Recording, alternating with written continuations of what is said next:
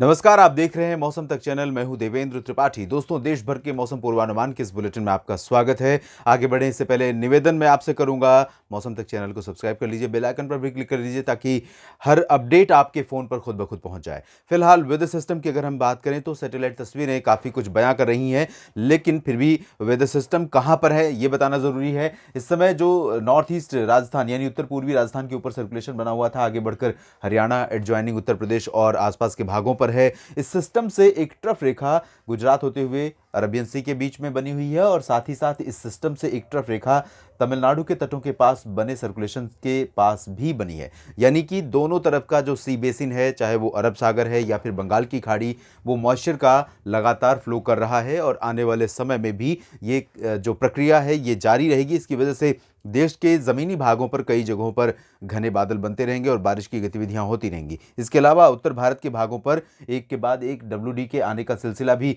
बढ़ रहा है।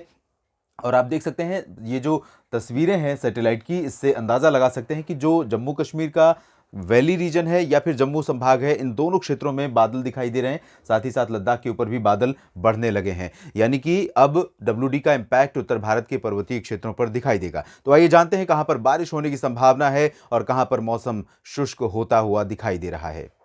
शुरुआत करते हैं उत्तर भारत के क्षेत्रों से ही, जहां पर जम्मू कश्मीर और गिलगित बाल्तिस्तान, मुजफ्फराबाद से लेकर लद्दाख के बीच में, साथ ही साथ हिमाचल प्रदेश के ऊपर जो नया कह सकते हैं कि डब्ल्यूडी का इम्पैक्ट रहेगा अगले 24 घंटों के दौरान, उसका असर थोड़ा बहुत दिखाई दे सकता है। लेकिन आज जिस तरह के बादल हैं, आज जिस तरह की बारिश की उम्मीद है, उसके मुकाबले कल यानी कि 11 अक्टूबर को बारिश की गतिविधियां कम हो जाएंगी। लेकिन श्रीनगर से लेकर जम्मू और कटरा उधमपुर के बीच में, साथ ही धर्मशाला, चंबा, ऊना से लेकर शिमला के बीच में कुछ स्थानों पर वर्षा हो सकती है। शिमला में इंटेंसिटी बारिश की इन दोनों पर्वतीय क्षेत्रों के मुकाबले, अधिकांश क्षेत्रों के मुकाबले यहां पर ज्यादा रहेगी शिमला में।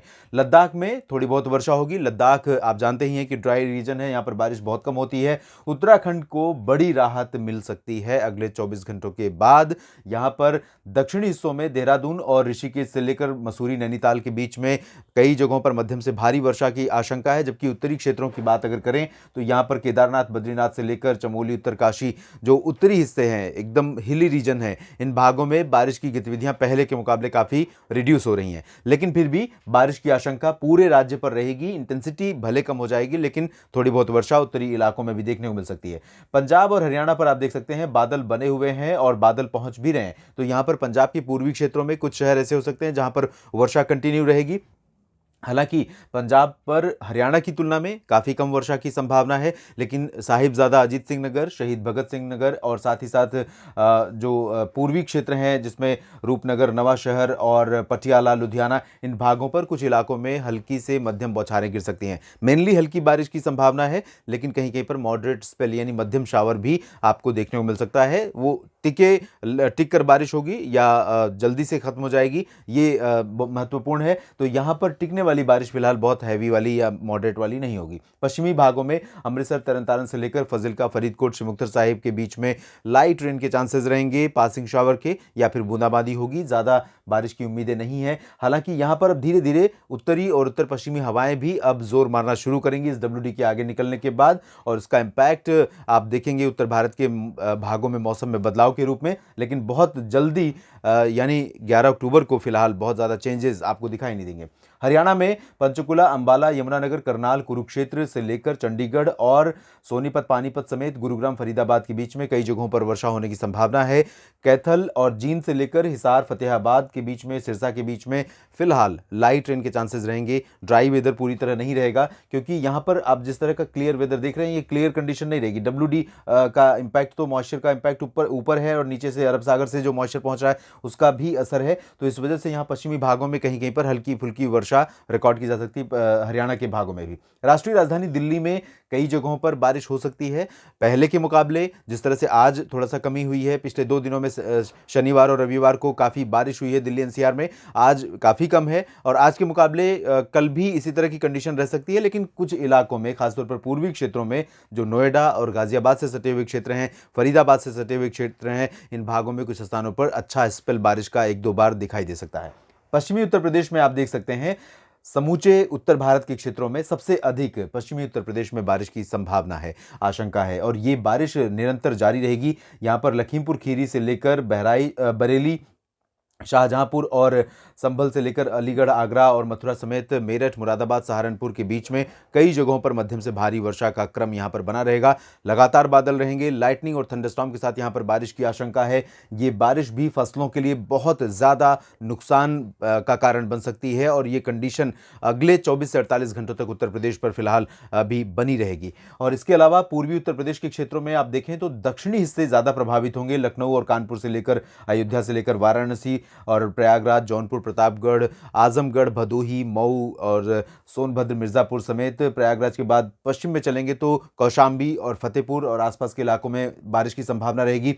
झांसी, ललितपुर, महोबा और ये वाला जो हिस्सा है, इन भागों में भी कई जगहों पर वर्षा की संभावना है। यानी बुंदेलखंड का जो रीजन है, जिसे कल भी मैंने जिक्र किया था, बुंदेलखंड भारत के दो ऐसे पॉकेट्स हैं, मराठवाड़ा और बुंदेलखंड, जो पिछले कई दशकों से, कम 1-2 दशक से सूखे की वजह से, सूखे की मार की वजह से परेशान हुआ करते थे। हालांकि इस बार बुंदेलखंड में बारिश मानसून सीजन में भी बहुत कम हुई है, लेकिन इस समय बारिश हो रही है, तो इस बारिश का फायदा रिजर्वायर के यानी जलाशयों के भरने में और जो कह सकते हैं कि पानी को संग्रहित करने के जो उपाय हैं उनके लिए फायदेमंद हो सकता है, लेकिन फसलों के लिए फिलहाल इस समय फायदेमंद बुंदेलखंड रीजन में भी नहीं है। बात वही है कि लगातार ड्राई वेदर, उसके बाद लगातार बारिश, ये कहीं से भी संतुलित नहीं है और कहीं से भी इसका फायदा किसानों को कम से कम फिलहाल नहीं मिलता है। राजस्थान में सिचुएशन काफी बदल रही है, लेकिन उत्तर पूर्वी जिलों में जयपुर, सवाई माधोपुर और अलवर, भरतपुर, झुंझुनू, दौसा, करौली, इन सभी क्षेत्रों के साथ साथ चूरू में कुछ स्थानों पर वर्षा होने की संभावना रहेगी। और सवाई माधोपुर के दक्षिण में चलेंगे तो अजमेर, भीलवाड़ा, उदयपुर, डूंगरपुर, प्रतापगढ़, जालौर, सिरोही, जोधपुर, जैसलमेर, बीकानेर, बाड़मेर, गंगानगर, हनुमानगढ़, इन भागों में मेनली ड्राई वेदर रहेगा, लेकिन यहां पर भी मॉइस्चर है, तो पासिंग शावर के लिए भी यहां पर हम रूल आउट नहीं कर सकते हैं। 1-2 स्पेल बारिश का यहां पर कुछ हिस्सों में देखने को मिल सकता है। ये अलग बात है कि गंगानगर में अगर किसी एक पॉकेट में बारिश हो रही तो बाकी जगहों पर ड्राई वेदर हो सकता है, लेकिन रूल आउट नहीं कर सकते, कहीं पर भी बारिश की आशंका यहां पर बनी रहेगी। इसके अलावा मध्य भारत के क्षेत्रों में आप देखिए तो गुजरात में काफी कुछ बदल रहा है। कच्छ और सौराष्ट्र के क्षेत्रों में, उत्तर पूर्वी भागों में अधिकांश इलाकों में ड्राई वेदर रहेगा, लेकिन यहाँ वडोदरा के नीचे, भरूच के नीचे, सूरत, वलसाड़, नवसारी, डांग, तापी, इन इलाकों में कुछ स्थानों पर वर्षा के संकेत रहेंगे। भले ही यहाँ पर ड्राई वेदर दिख रहा है, लेकिन मॉइस्चर अरब सागर से आ रहा है और ये निरंतरता कल भी बनी रहेगी, तो यहाँ कुछ इलाकों में बारिश हो सकती है। मध्य प्रदेश पर प्रभाव अभी मौसमी सिस्टम का कम ज़्यादा नहीं हो रहा है। यहाँ पर फिलहाल ग्वालियर से लेकर गुना, शिवपुरी और श्योपुर समेत उज्जैन, नीमच, रतलाम, मंदसौर, धार, खरगोन, इन इलाकों में थोड़ा सा चेंजेस आएंगे, लेकिन ज़्यादा परिवर्तन अभी नहीं होगा। हालांकि यहाँ पर कुछ एक बार बारिश के साथ कुछ एक बार ऐसा भी हो सकता है कि आसमान साफ और धूप दिखाई दे, लेकिन ज़्यादा लंबे समय तक धूप नहीं रहेगी, अभी थोड़ा सा इंतजार करना पड़ेगा। हालांकि यह आपको बता दें कि मध्य प्रदेश में धीरे धीरे बारिश अब खिसकती जाएगी और बारिश कम होती जाएगी, लेकिन अगले 24 घंटों के दौरान टीकमगढ़ और यहाँ पर भोपाल से लेकर विदिशा, सागर, सतना, पन्ना, खजुराहो, रीवा, सिंगरौली, सीधी, शहडोल, उमरिया, डिंडोरी, मांडला, बालाघाट, कटनी, शहडोल, अनूपपुर, डिंडोरी, होशंगाबाद, छिंदवाड़ा, बैतूल, ये सभी जो रीजन हैं, इन भागों में कई जगहों पर वर्षा की संभावना बनी रहेगी और ये बारिश लाइट टू मॉडरेट के साथ कहीं कहीं पर भारी हो सकती है। तो भारी बारिश यहाँ पर किसानों के लिए, खेती के लिए बहुत भारी पड़ सकती है, बहुत चिंता का कारण ये बन सकती है, क्योंकि अब तक जो नुकसान हुआ था उससे और अधिक नुकसान की आशंका इस बारिश के चलते यहाँ पर रहेगी। छत्तीसगढ़ में भी अधिकांश शहरों में वर्षा के संकेत हैं, चाहे वो साउथ में सुकमा, दंतेवाड़ा हो या फिर मध्य में रायपुर और आसपास के इलाकों हो, अंबिकापुर, बिलासपुर, सरगुजा, कोरिया, उत्तरी इलाकों में हो, तो यहाँ अधिकांश शहरों में बारिश की संभावना है। उड़ीसा में भी कई जगहों पर बारिश होगी, लेकिन पहले से थोड़ा सा कम हो रही है। आज की तुलना में कल यहाँ पर बादल कम पहुंचेंगे और इंटीरियर पोर्शन में केंदुझार से लेकर आप देख सकते हैं यहाँ पर बालासोर समेत तमाम शहरों में बारिश की इंटेंसिटी काफ़ी कम रहेगी, लेकिन तटीय भागों में और छत्तीसगढ़ से सटे हिस्सों में कई जगहों पर वर्षा हो सकती है। महाराष्ट्र में विदर्भ से लेकर मराठवाड़ा और साथ ही साथ कोंकण गोवा, तमाम कोंकण गोवा में, ये विदर्भ का रीजन है और ये कोंकण, मराठवाड़ा, मध्य महाराष्ट्र, कोंकण गोवा, इन सभी जगहों पर अधिकांश इलाकों में वर्षा के संकेत दिखाई दे रहे हैं। जलगांव और नंदुरबार, धुले, नासिक के उत्तर में थोड़ा सा ड्राई वेदर हो सकता है, लेकिन इसके नीचे जब चलेंगे तो मुंबई, ठाणे, कल्याण से लेकर सिंधुदुर्ग के बीच में कोंकण गोवा में, नासिक, पुणे, सांगली, सतारा, कोल्हापुर, सोलापुर समेत मध्य महाराष्ट्र के दक्षिणी भागों में, नांदेड़ और बीड, जालना, होशंगाबाद समेत तमाम शहरों में मराठवाड़ा में और विदर्भ में भी कई जगहों पर वर्षा होने की संभावना है। इसके अलावा गोवा में भी बारिश की गतिविधियां बनी रहेंगी। साउथ पेनिनसुलर रीजन की बात करें तो तेलंगाना के पश्चिमी भागों में मध्यम से भारी वर्षा हो सकती है कई शहरों में। साथ ही आंतरिक कर्नाटक के कई शहरों में, दक्षिणी भागों में ज़्यादा इंटेंसिटी रहेगी। ये है दक्षिणी हिस्सा, और यहाँ पर बेंगलुरु, मैसूरू, हसन समेत कई शहरों में वर्षा काफ़ी ज़्यादा हो सकती है, और ये भी बारिश नुकसान का कारण यहाँ पर बन सकती है। काफ़ी चैलेंजिंग सिचुएशन हो सकती है, सामान्य जनजीवन प्रभावित हो सकता है। उत्तरी आंतरिक कर्नाटक के हिस्सों में भी कई जगहों पर वर्षा होने की संभावना है। केरल और आंतरिक तमिलनाडु के शहरों में भी लाइट टू मॉडरेट रेन के चांसेस रहेंगे, और यहाँ पर बारिश की गतिविधियाँ अभी 24 घंटों के बाद भी बनी रहेंगी। और आपको बता दें कि नॉर्थ ईस्ट मानसून धीरे धीरे, जब साउथ ईस्ट मानसून वापस लौट जाएगा, खत्म हो जाएगा, उसके बाद नॉर्थ ईस्ट मानसून सेट होगा। अभी फिलहाल यहाँ पर बंगाल की खाड़ी से साउथ ईस्टर्ली हवाएं चल रही हैं, तो साउथ ईस्टर्ली हवाएं जब तक सेट रहेंगी तब तक नॉर्थ ईस्ट मानसून को मौका नहीं मिलेगा यहाँ पर पहुँचने का, और तब तक बारिश नहीं होगी। आंध्र प्रदेश के रायलसीमा में कई जगहों पर बारिश हो सकती है, लेकिन तटीय इलाकों में काफ़ी चेंजेस मौसम में देखने को मिल सकते हैं।